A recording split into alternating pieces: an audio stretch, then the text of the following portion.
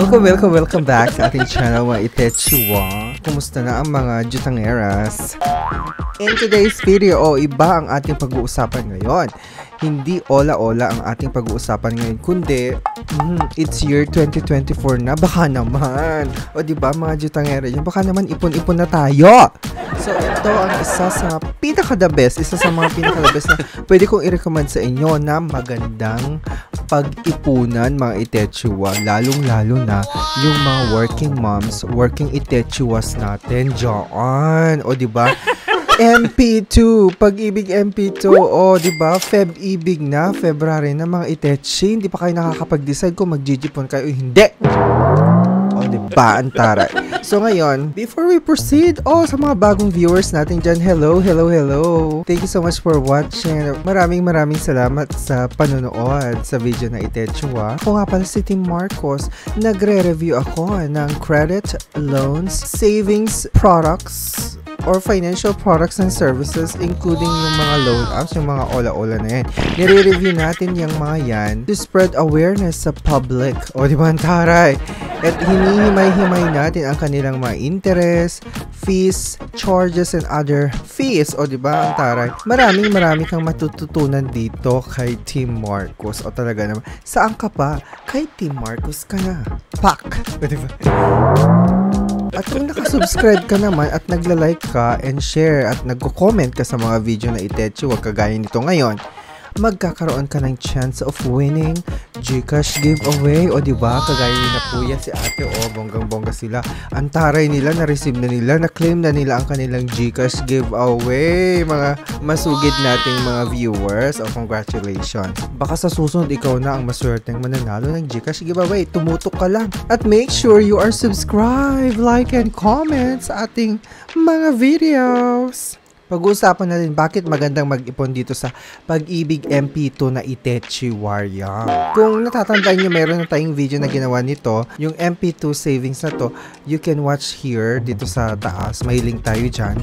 Ngayon, hihimay-himayin na naman natin. And of course, magsasample computation tayo kung magkano ba ang pwede natin majipon-jipon dito. Itechi! Balita ko, 500 pa rin ang minimum nilang pwede mong i-deposit every month. O diba? Ang baba na yon. So, sino ba Iteching si MP2?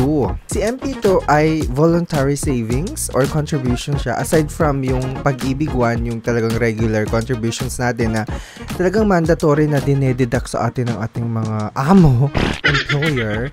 Aside from that, iba din tong MP2 na Itechua. So, ito voluntary to. Hindi ito sa pilitan. Sa mga gustong mag-ipon-ipon lang talaga, survahin nyo na ito. Okay, the MP2 savings is a special savings facility with a 5-year maturity. This designed for Pag-ibig Fund members who wish to save more and earn even higher dividends. In addition to their Pag-ibig regular savings, diba? The program is also open to pensioners. Diba? Pensioners, diba? Taray, and retirees who were former Pag-ibig Fund members. Ay, pwede. Okay, kung meron na kayong Pag-ibig regular savings, diba, pwedeng-pwede na ito sa inyo, te. Okay, sabi dito, how to save in the MP2 savings. Napakadali lang, te. Mag-create ka lang ng account sa virtual Pag-ibig. Follow the steps lang, tapos mag-submit ka lang ng MP2 enrollment form sa inyong amo. O kaya sa pinakamalapit na Pag-ibig branch sa inyong lugar. I-submit mo lang yun, te. Kung gusto mo namang ipadeduct directly from your amo, gaya ng ginagawa ko, dinededuct ni amo, ni employer ko yung Pag-ibig MP2 ko every month, eh. Actually, 500 pesos. Nag-start lang ako nung December 2022. So, 500 pesos yung yung panimula ko. Pero ngayon, mag-i-increase ako, gagawin ko siyang 2,000 per month. O, antaray, diba? So, ngayon, pwede nyo gawin yon, i-submit nyo lang yung form sa inyong employer or HR, or pumunta kayo agad sa Pag-ibig branch. Tapos, pag meron na kayong account, and then yung account number na yun, yung ibibigay nyo sa amo ninyo, sa employer nyo, para dun nila i-deposit yung savings ninyo every month. So, ito yung dividend rates ni Pag-ibig. Dito sa dividend rates niya, Pag-ibig Fund sets aside at least 70% of its annual net income and credits it proportionately to its member Pag-ibig Savings as dividends. So, dividends makukuha natin sa kanila. This means that the more one has saved, the higher dividends that member shall earn. Okay? So, the higher the amount you save, the higher the dividends you get naman. Pag-ibig Fund invests at least 70% of its investable funds in housing finance as required by its charter.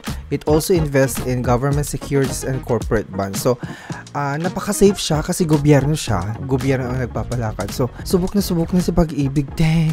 So, hindi pa ako naaano sa kanya. Hindi pa ako nabobroken. O, diba? Taray. Talagang in love ako kay Pag-ibig. Charat!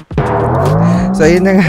So, ito yung MP to savings dividend rate niya from 2018 to 2022.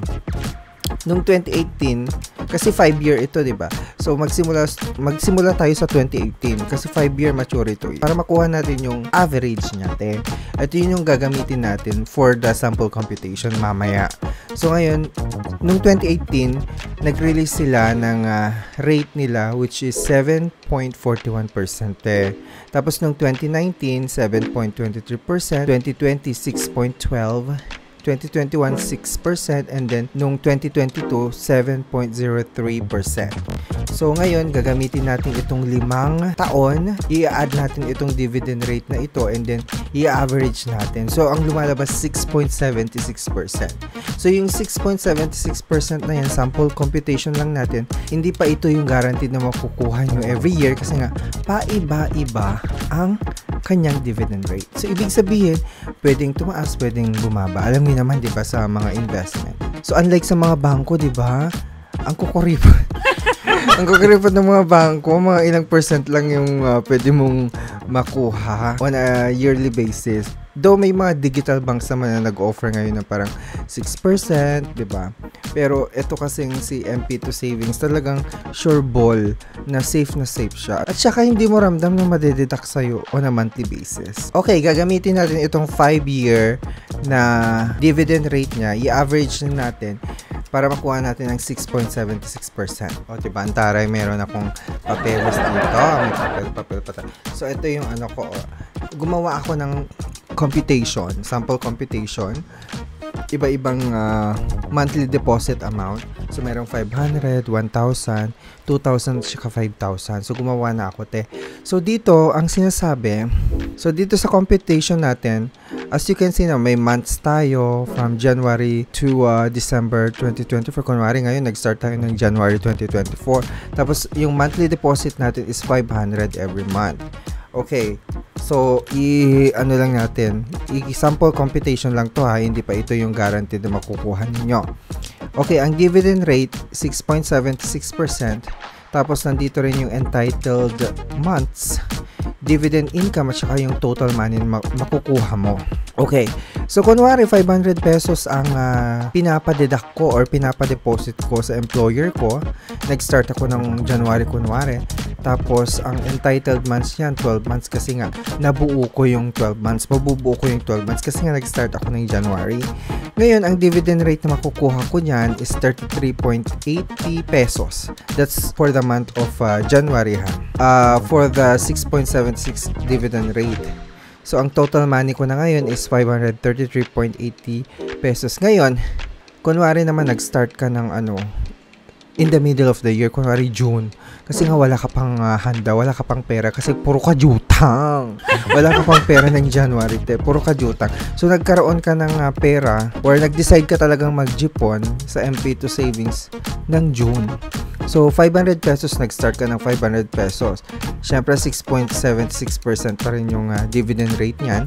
Tapos, ang entitled months mo na lang is 7 months. Kasi nga, hindi mo nabuo yung 12 months. So, nag-start ka ng in the middle of the year. So, 7 months yung entitled mo. So, ibig sabihin, mas mababa yung dividend income na kukuha mo. Kasi nga, hindi pa buo yung 12 months niyan.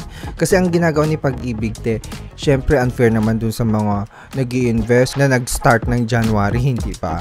So, syempre, prorated yon. Ang tinatawag ng prorated. Dapat ipo-prorate nila yung dividend rate na makukuha mo for that year, So, ganun siya. Okay, ngayon, let's say for example na kapag hulog ka, kunwari na kumpleto mo lahat yung hulog mo from January, nag-start ka ng January until December 2024. So ang total monthly ang total deposit mo niyan 6,000 pesos. Hindi ba? And then ngayon, kukunin natin yung dividend rate na 6.76%. So ang magiging dividend income mo is 219 pesos and 70 cents. So ngayon, ang total savings mo na is 6,219 pesos and 70 cents. O, di ba, taray? So that's the 500 monthly deposit, Kasi iba naman kapag mas malaki yung dine-deposit mo on a monthly basis. So, kunwari punta tayo 1,000. Kunwari 1,000, nag-increase ako. Kunwari lang. So, nag-increase yung sahod ko, na-promote ako. Mga ganun. So 1,000 na yung dine-deposit ko on a monthly basis. So, kunwari, nag-start ako ng January 2024 ng 1,000 pesos. So, that's a total of 12,000 pesos for 12 months for January to December. Ang magiging dividend income ko is 439 pesos and 40 cents. Tapos, ang total savings ko niyan, 12,439 pesos and 40 cents. Tapos, sa susunod na year naman, 2025, 1,000 pa rin. Tuloy-tuloy yan, 1,000 pesos hanggang December 2025. Kukunin ko ngayon yung total savings ko ng 2024 na 12,439 pesos and 40 cents. Tapos i-add up ko dito sa sa susunod na taon. Kasi nga compounded interest. Ito yung maganda dito. Compounded savings ito. Kung ano yung naipon mo the last year, idadagdag yun the following year para magkaroon ulit ng interest. Para mapapasama ulit sa dividend rate. Ganon. So, as you can see, ayan, pataas ng pataas yung aking total savings from year 2024 up to year 2028. Kapag nakompleto ko na yung 5-year from 2024 to 2028, tignan nyo ang magiging total savings ko, 71,193 pesos and 96 cents. Ang taray. That's for the 6.76% na sample computation lang naman natin.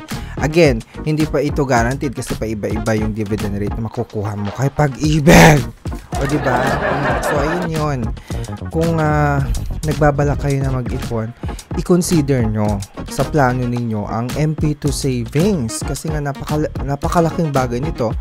Napaka-safe pa kasi nga gobyerno ang nagpapalakad. Hindi gaya ng mga paola-ola, wag na kayong jumutang. Wag naman puro jutang na lang nasa isip natin. Mag-ipon-ipon din tayo. 2024 na wala pa tayong ipon, baka naman. Anyway, sana makapag-decide kayo sa lalong madaling panahon at gusto ko din makita at mabasa sa mga comments ninyo na talagang ay, Team Marco, salamat kasi nga dahil sa'yo nalaman ko ang MP2 savings. O, di ba, ang taray, ang ganda-gandang basahin yung mga ganyang comment. O, maraming salamat sa pagtutok again sa video na Itechua. Don't forget to subscribe. Please like and share naman. And pa-comment na dito sa ating video na Itechua. Kung sino na yung may mga MP2 savings, pa-comment naman kung magkano na yung dividend income ninyo. Baka naman. Kasi ako malalaman ko pa sa April. Kasi April yata sila nagre-release ng dividend rate. So, makikita ko naman sa virtual pag-ibig account ko kung magkano na. O, di ba, taray? Well, anyway, sana kayo din. Maraming salamat. Mga Itechua, don't forget to subscribe! Okay, puro jutang na. Kasi masama din yun. Kailangan may ipon-ipon din tayo. Hindi puro jutang na lang. Kasi nakaka-stress mga jutang!